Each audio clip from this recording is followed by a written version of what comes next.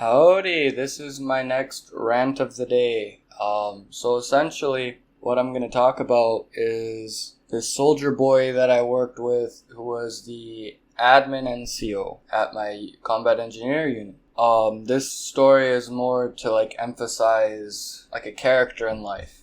That you're gonna run into a lot of times, in a lot of places. It's the type of guy that just, hides behind a smile while being a condescending prick that, sucks the cum out of the person above him to spit it on those that are below him. And basically, what had happened was I was this I think it's PV2 at the time, and I'd met the guy.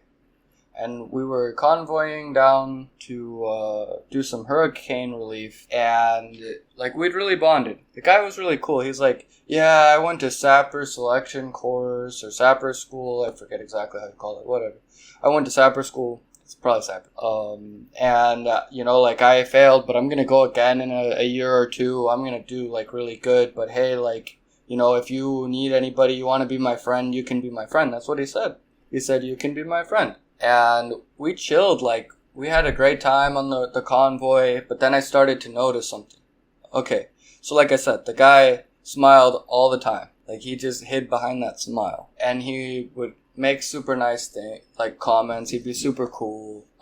And then he'd turn on you. So basically, one great example is, he was giving, chocolate almonds out, and he ran out of it. And he would start to make backhanded comments, like this example here, where I actually got more to give back to him because it's I'm trying to be this nice guy, and just give back what's given. That's what I believe in, and the guy gives me this backhanded comment oh, thank you with your E2 money. I don't need that. You're making those big E2 bucks, and I wouldn't want to take from you. And I didn't really see it as that mean until I started to kind of see a pattern where he'd kind of build you up just to knock you down.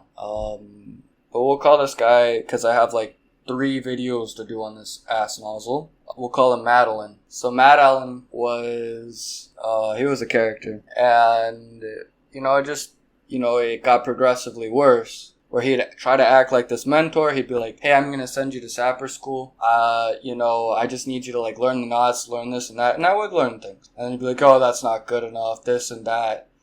And, it was stupid. Another thing, for example, he's like, download Map My Run on your phone. And I was like, hey, I can't. I don't have a lot of space on my phone for that. And he's like, well, the good thing about me being a sergeant and you being a private is that I tell you to do something and you do it. And that pissed me off so much. But I was like, okay, fine, I'll do it. And I did that. I figured out how to get rid of stuff on my phone because I didn't have a lot of storage. It was a cheap phone. And he'd call me outside a drill and try to video chat me.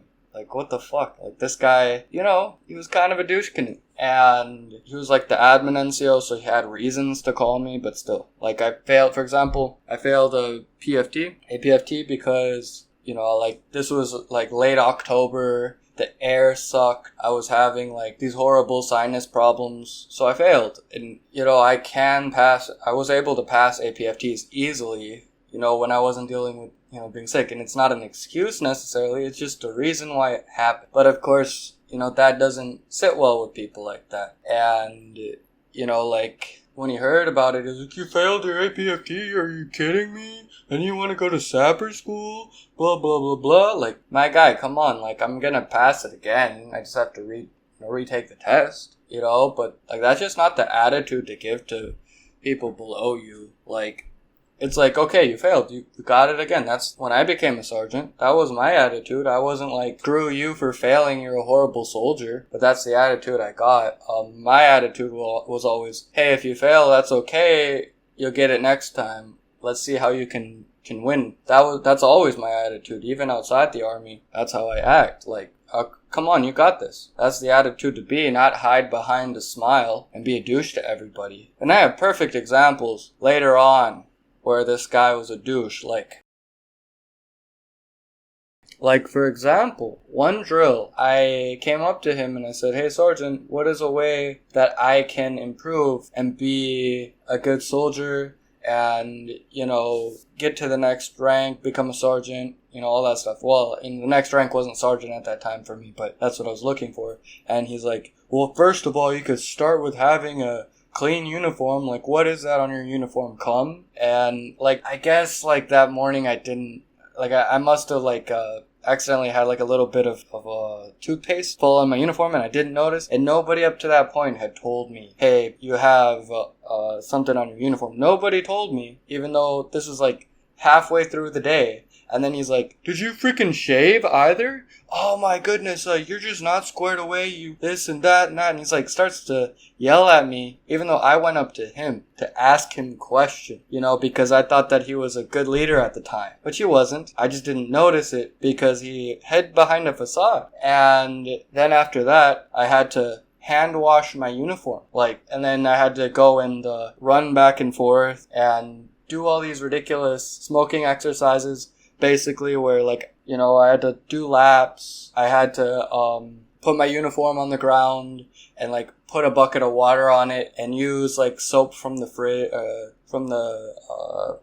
somewhere from, the closet, the cleaning closet, to, clean the uniform with a brush that was in the closet. And then my team leader was with me, and he's like, "Hey, because I didn't notice, I'll do laps with you or get smoked with you." And I'm just like, this is just stupid. And it was wild. It was so stupid. Not only did he accuse me of, not shaving, which I did. There was a whole ton of people that saw me in the morning shaving. And he, went up to me with his own dusty, crusty ass razor and started to shave me. And that was ridiculous. Hair freaking grows, my guy. What, are you stupid? Where did you go to school?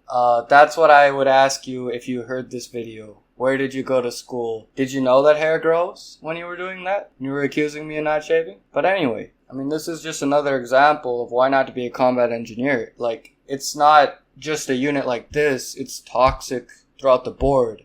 Imagine this one NCO, but there are dozens of them in every unit. Every combat engineer unit has dozens of these people. And I'll give you more examples and more videos of more NCOs, the way they act. They're in all the units. I've talked to people from several other units that say, "Yeah, this is exactly how I get treated too. You say the wrong thing. You don't say sergeant fast enough. You get smoked." Because that's just how it rolls over there. That's how they believe. You're nothing to them.